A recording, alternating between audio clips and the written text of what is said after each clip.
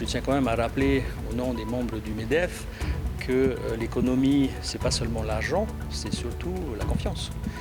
J-1 avant l'examen à l'Assemblée du nouveau projet de loi fiscale. Un texte quasi similaire à celui de départ qui alimente la défiance des acteurs économiques. D'autant que selon le MEDEF, fermement opposé au texte, le ministre de l'économie compte demander la rétroactivité de la loi. Diversité génétique des Polynésiens, habitudes de vie et prévalence des maladies infectieuses. 5 ans après le lancement de l'enquête Matae avec 2000 participants sur 18 îles, les premiers résultats sont là. Nous vous les présentons ce soir. Puis nous prendrons la direction de Grenoble où une jeune Polynésienne vit un rêve éveillé. Elle s'appelle Mehiti Sanfort et elle est aiguilleuse du ciel depuis 5 ans.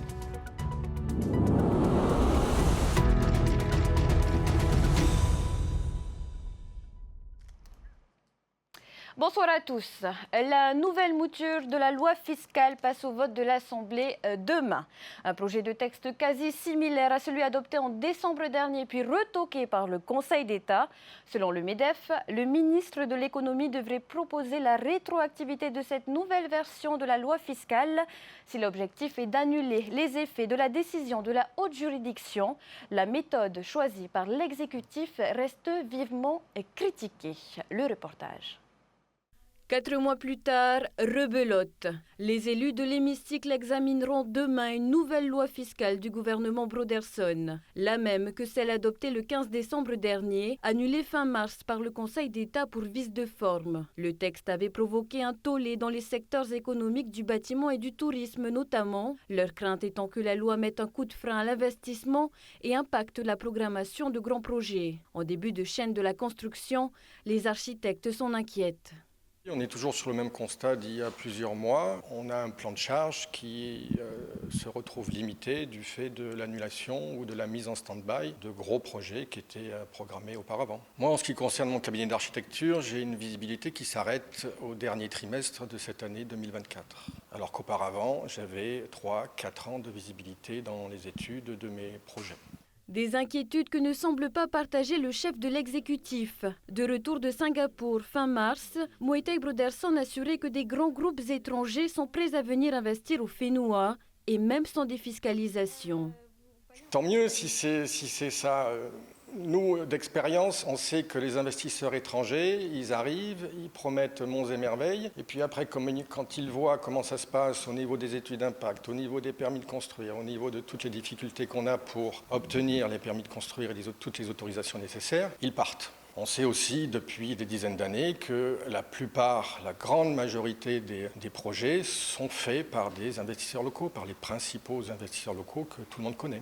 Aujourd'hui, le patronat continue de penser que la loi de pays, de retour dans l'hémicycle, envoie de mauvais signaux aux investisseurs et aux acteurs économiques. Je tiens quand même à rappeler au nom des membres du MEDEF que l'économie, ce n'est pas seulement l'argent, c'est surtout la confiance. Vous n'obtenez pas un crédit bancaire sans confiance. Et donc les investisseurs, pour pouvoir les séduire, il faut de la confiance. Et cette confiance a été ébranlée avec la manière dont cette loi de pays est sortie, sans la concertation, sans plus de concertation et surtout imposée à l'ensemble des acteurs. Selon le MEDEF, le gouvernement proposera demain un amendement au projet de loi pour le rendre applicable au 15 décembre. Objectif visé, faire en sorte que l'annulation de la précédente mouture n'ait aucun impact fiscal, comme si rien ne s'était passé. Le process qui est en cours est déjà compliqué sur le plan juridique, avec des entreprises qui aujourd'hui se demandent si elles vont être redressées ou pas. Donc pas de manifestation demain au moment de l'Assemblée du vote de cette loi pour ce qui nous concerne. On s'est déjà exprimé, on a déjà été contre et le gouvernement en a été informé bien entendu à temps. On n'a pas été entendu. Donc aujourd'hui on est en attente de savoir comment cette loi va être amendée et est-ce que si ça va compliquer davantage les choses pour les entreprises du bâtiment notamment et puis les importateurs de véhicules par exemple. Les réponses à ces interrogations sont attendues demain. S'il est adopté, rien n'assure que le projet de texte ne sera pas attaqué sur le fond cette fois. Nous vous l'annoncions dans nos éditions d'hier. L'association EPIC a été sommée de quitter le site de l'hippodrome. La lettre d'huissier, mandatée par les affaires foncières, a fait l'effet d'une bombe dans toute la communauté de la filière équine. Et la nouvelle a même surpris au sein du gouvernement. La vice-présidente Eliane Tevahitua temporise. Une réunion est prévue ce vendredi 12 avril pour mettre à plat la situation. Un contentieux juridique dure depuis des années entre le pays et l'association. On l'écoute au micro de Thomas Chabrol. Un rendez-vous est prévu avec l'association justement pour reconsidérer leur position, mais tout en sachant que parallèlement quand même, depuis 2014, ils ont quand même effectué au total 7 recours contre le pays. Et donc c'est de cette situation-là qu'on hérite aujourd'hui, avec cette démarche qui a été effectuée à partir de la DAF, donc l'envoi d'un huissier. Mais le propos, c'est de pouvoir calmer les choses parce qu'il n'y a aucune urgence à les retirer de cet endroit-là. Il y a l'amorce donc d'une rencontre déjà qui est prévue. J'avais passé la commande au niveau de la DAF que dans la perspective de la rencontre avec l'association, qu'ils puissent voir les domaines du pays disponibles. Bon, je sais qu'antérieurement, en 2015, il me semble, il leur avait été proposé le domaine d'Atimano. Il y aura d'autres propositions qui pourront leur être faites. L'actualité de cette journée mondiale de la santé est aussi alimentée par les premiers résultats de l'enquête Mataea, 5 ans après son lancement. Et s'il mérite d'être confirmé, il montre que les Polynésiens ont hérité d'un fonds génétique qui les rend plus vulnérables à l'obésité. Les explications avec Esther Cuneo. Obésité, diabète et cancer du foie, des maladies particulièrement présentes dans un pays à la géographie fragmentée, sur 118 îles. Des îles hautes et basses, où les populations sont exposées à des environnements différents. Ça a un impact sur le style de vie de la population, ça peut aussi avoir un impact sur les habitudes alimentaires et tout ce contexte peut potentiellement également influencer l'exposition et peut-être même la réaction et la susceptibilité à l'infection par les maladies infectieuses, mais en même temps également à d'autres types de pathologies et le développement par exemple de maladies non transmissibles. Au rang des maladies non transmissibles, on retrouve l'obésité. La génétique étant soupçonnée d'intervenir dans le développement de cette maladie complexe, le programme lui a consacré tout un volet.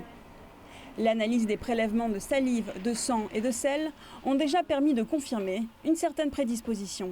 On met notre expertise en génétique humaine au service du projet Mataea pour essayer d'amener notre vision génétique de comment cette incidence accrue de l'obésité ou de la diabète pourrait avoir des causes génétiques et comment ces causes génétiques, avec le mode de vie des populations européennes, les rend plus vulnérables à des problèmes métaboliques et à des problèmes de réponse immunitaire. Les analyses ont notamment permis d'identifier 12 gènes qui seraient impliqués dans le risque d'obésité, de diabète, mais aussi dans le métabolisme du cholestérol et le niveau de lipides dans le sang.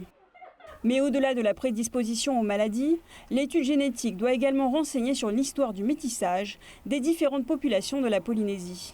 Une diversité génétique encore peu connue. En général, le monde de la génétique, il est trop centré sur les populations européennes. 78% de toutes les études au monde en génétique sont faites sur des individus d'origine européenne, tandis que les individus d'origine européenne ne font que 16% des habitants de la planète. Donc, il faut être inclusif, il faut s'intéresser à d'autres populations. Les Européens ne sont pas les humains de la planète. Les premiers résultats d'ici un an devraient permettre de poser les bases d'une médecine adaptée aux individus, à la génétique et au mode de vie des Polynésiens, soit une médecine de précision. La santé a également mobilisé les élus de l'Assemblée ce matin. Une journée ouverte au public était organisée à Taraheuil avec des ateliers et diverses conférences. Il a été question de médecine intégrative, du mode de vie de nos ancêtres, de jeûne thérapeutique et de prévention. Autant de sujets auxquels le gouvernement et la majorité en place souhaitent s'attaquer. Nous écoutons justement Pauline Niva, présidente de la Commission Santé, et Cédric Mercadal, ministre de la Santé. Ils répondent au micro d'Emma Mathieu. Pour que ce NUN il soit acteur de sa santé, nous devons de légiférer un cadre réglementaire pour l'aider à rester en bonne santé. On va parler par exemple des lois de la fiscalité sur nos produits alimentaires et pourquoi pas, c'est-à-dire il faut qu'on ait le courage politique de prendre une réglementation pour mettre un environnement favorable à la santé de notre population. Il est déjà intégré dans le schéma d'organisation sanitaire, il sera dans le futur schéma d'organisation sanitaire. Le jeûne est quelque chose qu'on doit s'approprier tous, qu'on pourra faire chez soi et à titre préventif. Il doit être suivi médicalement aussi, mais c'est une vraie opération que l'on tend à promouvoir au sein de nos politiques publiques, car le fléau que l'on a à traiter aujourd'hui, c'est l'obésité, c'est les différentes maladies, et c'est un des vecteurs qui nous permettra de résoudre cette situation. Il faudra l'utiliser aussi. Et puis cette info pratique, à compter du 29 avril prochain, le bureau des passeports et des cartes d'identité de Papeete déménage du service de la police municipale vers le bureau des élections. Un espace plus grand pour mieux accueillir les administrés de la commune et ceux des districts avoisinants. Avec ce changement, la municipalité s'est également dotée d'un système numérique pour gérer le flux de demandes. Jessica Doucet nous en dit plus. Depuis 2008, il était situé dans les locaux de la police municipale. À partir du lundi 29 avril, le service des passeports et des cartes nationales d'identité de la mairie de Papeete sera transféré dans le bureau des élections dans le bloc principal. À l'heure actuelle, nous avons constaté qu'il fallait qu'on revoie l'aménagement du bureau, que ce soit au sein des usagers et par rapport aussi aux agents communaux. L'idéal, c'est d'avoir un bureau plus grand. Dans ce nouvel espace, un circuit sera aménagé pour une prise en charge optimale des usagers. 3 agents supplémentaires y seront transférés. La municipalité a également revu sa stratégie en investissant dans un logiciel de gestion de files d'attente et d'agenda. Cela signifie que les usagers pourront faire des demandes via cette application, via Internet. Ça permettra d'informer la population que les créneaux horaires sont déjà bookés et nous pourrons voir en fonction des créneaux horaires disponibles. Ce changement n'aura aucun impact sur la durée de délivrance des passeports. Chaque jour, ce service traite entre 20 et 30 nouvelles demandes de papier et pas seulement de ses administrés. On vient de la commune de Mahina parce qu'on voulait refaire nos passeports pour pouvoir voyager. Et à Mahina, le service est en panne, donc on nous a dit d'aller dans les autres communes qui avaient le service qui fonctionnait. La commune annonce que le service sera fermé à partir du 22 avril, le temps du déménagement. Réouverture au public donc prévue le lundi 29 avril avec la mise en service du logiciel de gestion. On vous propose à présent un portrait, celui de Mehiti Sanfort, une jeune Polynésienne qui rêvait de devenir contrôleuse aérienne dans l'Hexagone. Après un bac S et une école d'ingénieur, la jeune Ilienne a intégré la prestigieuse École nationale de l'aviation civile. Son rêve devenu réalité, elle exerce depuis 5 ans le métier d'aiguilleuse du ciel. Julien Panafieux et Wallis Glaise l'ont rencontrée dans sa ville d'accueil Grenoble. Regardez. Bonjour, ici le Verso, information éco enregistrée à 10h38 et piste 04 en service. C'est une travailleuse de l'ombre. Rivée à ses écrans, Mehiti Sanfort, 27 ans, veille à la fluidité du trafic aérien. En gros, à chaque fois que cet avion-là il est sur la piste, il va sortir de la piste sûrement à Eco 4 là-bas, c'est un taxiway. Une fois qu'il aura dégagé les servitudes de la piste, ma collègue va me le transférer. Et du coup, c'est un transfert de responsabilité. La jeune femme originaire de Raiatea indique aussi aux pilotes la route à suivre pendant le vol pour éviter que 2 avions ne se trouvent sur le même palier ou pour contourner le mauvais temps. On fait tout à vue, on a un tour d'horizon par Météo France pour nous aider. Mais du coup, c'est estimé, là, la visibilité, elle est parfaite, donc on a plus de 10 km. Et après, les nuages, j'estime par rapport à la montagne, on sait que le Saint-Hénard, c'est le bout de la montagne là-bas. Il est à 3580 pieds. Je sais que le plancher des nuages, c'est à 3500 pieds à peu près, quoi. Un métier qui demande concentration, méthode et organisation. L'un des métiers les plus stressants au monde où les responsabilités sont énormes. Et la responsabilité est là, mais il ne faut pas la laisser prendre le dessus et t'empêcher de faire ton travail, justement. Là, il faut être assez accroché, on va dire, ou terre à terre, et te dire que bon, c'est ta responsabilité, donc il faut que tu la prennes et que tu fasses en sorte que tout se passe bien. ULM, planeurs, sécurité civile, hélicoptères ou encore des appareils privés, l'ensemble des activités aéronautiques au Versou en fait l'un des tout premiers aérodromes de France, le tout dans un cadre exceptionnel. Après ses études, Meïti a dû faire un choix entre plusieurs postes à Paris et en région. Meïti opte finalement pour la capitale des Alpes, loin de la vie stressante parisienne. Ce qui a joué le plus, c'est le fait que ce ne soit pas une grosse ville. C'est que là, on est un peu presque à la campagne, ou si on monte dans les montagnes, on est coupé en gros de la fast life d'une grande ville, quoi. Et c'était ça, moi je voulais vraiment pas de grande ville, je viens d'une petite île. La passion pour son métier lui donne des ailes. La lumineuse trajectoire de cette chef d'orchestre du ciel pourrait pourquoi pas se poursuivre en Polynésie, dans la tour de contrôle de l'aéroport de Raiatea. C'est en tout cas son rêve. Oui, bonjour, je t'appelle pour une clairance, s'il te plaît, pour le Fox Zulu Romeo Fox Papa, la TR72, départ Grenoble pour Raiatea. Voilà, et on souhaite bonne continuation à cette jeune Polynésienne.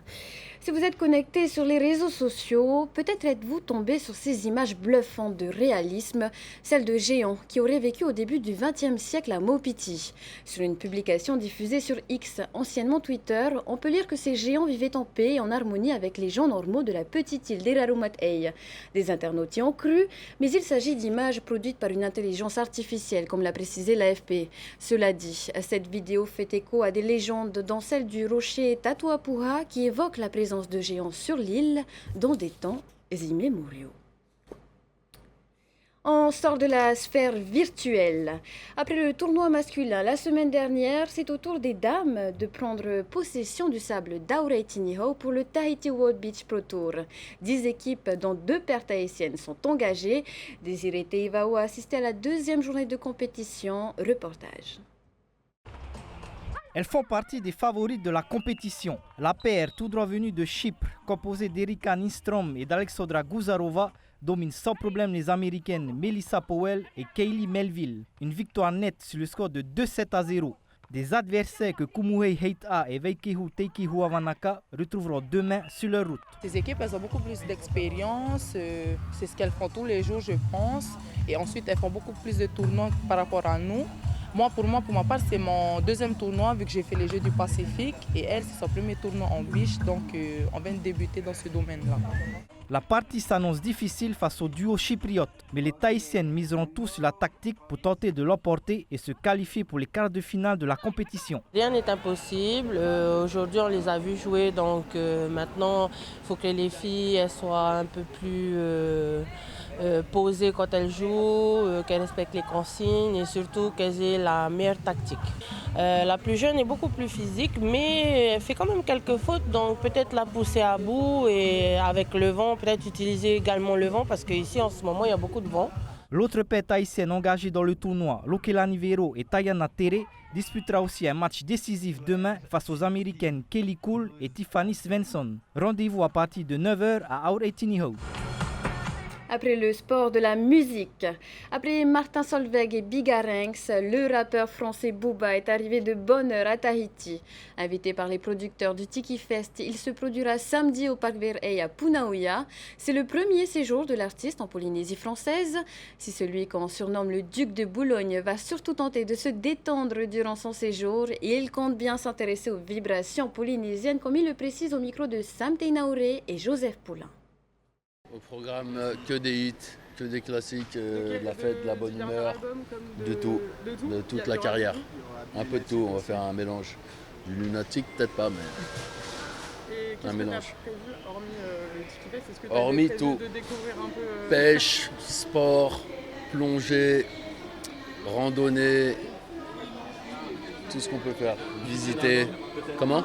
Est-ce que tu as travaillé avec des Polynésiens pour ton dernier album ? Il y aura sûrement une ou deux punchlines ça va sûrement m'inspirer une ou deux punchlines, j'imagine, pour des morceaux futurs. Rendez-vous donné ce samedi au Parc Verheij. On termine avec ces quelques images de la première édition du Volvo Penta Fishing Contest organisé à Rayatea. C'est l'équipage du Bingo qui remporte le jackpot, soit un moteur d'une valeur de plus de 9 millions pour avoir amené un Haura de 239 kilos. Il a fallu une demi-heure de combat à l'équipage pour ramener sa prise. Il remporte également un chèque de 200 000 francs. Ce concours a réuni des pêcheurs d'Erarumatei et de Tahiti. Nous voilà donc au terme de ce journal. Merci d'avoir été avec nous. Dans un instant, votre magazine de 0 à 100 km/h, puis plongez au cœur des relations humaines avec le deuxième numéro d'Outou Afare, l'émission spéciale animée par Taina Fabre. Le thème de ce mercredi, comment trouver l'harmonie du couple. Excellente soirée à tous, à demain.